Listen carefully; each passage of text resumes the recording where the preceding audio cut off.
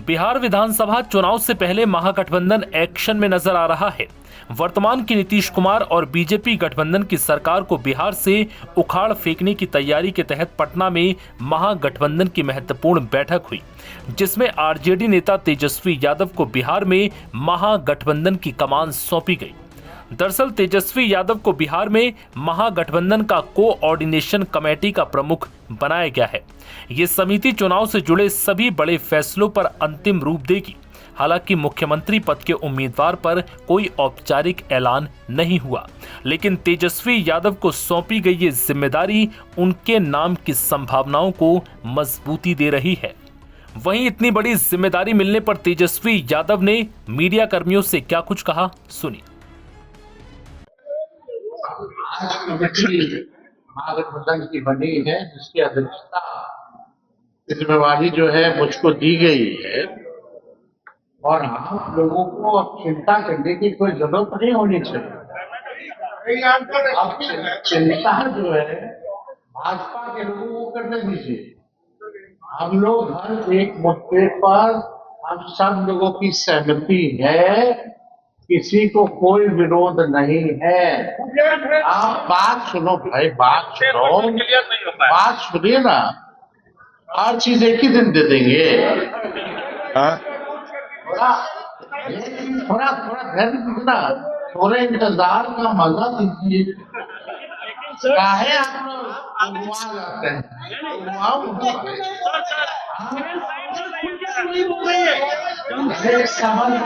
समझदार कांग्रेस क्या, हम सब एक है भाई। हम महागठबंधन एक है। आप छोड़िए ना, हम लोग सब लोगों ने तय किया है कि जो भी बात होगी हम लोग साथ करेंगे। तो जो भी निर्णय होगा हम लोग को बुला के ही बोला जाएगा, है ना? अरे भाई, आप पालन से सवाल है। हम लोग जो है बैठकें और होंगी, उस पर हम सब लोग जो है देखते हैं कि क्या होता है। ऐसा होगा आप लोगों को पता है। चलिए, शुक्रिया, धन्यवाद। बिहार विधानसभा चुनाव से पहले महागठबंधन की बैठक पर वीआईपी नेता मुकेश साहनी ने कहा कि हम सब मिलकर चुनाव लड़ेंगे।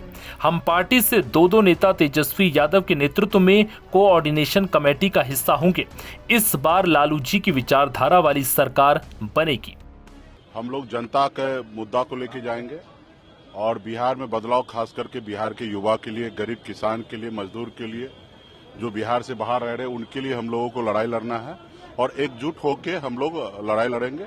और तेजस्वी जी के नेतृत्व में तो डे वन से हम लोग कह ही रहे हैं कि उनके नेतृत्व में हमें काम करना है।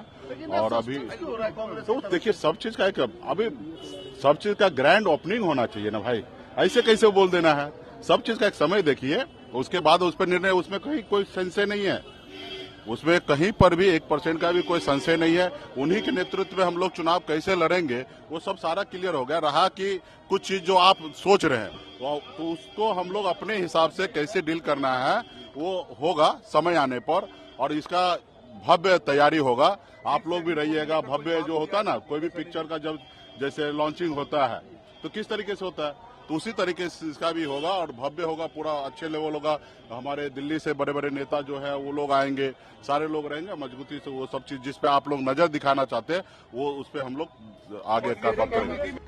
वहीं कांग्रेस नेता शकील अहमद खान ने कहा कि समन्वय समिति चीजों को आगे बढ़ाने के लिए काम करेगी।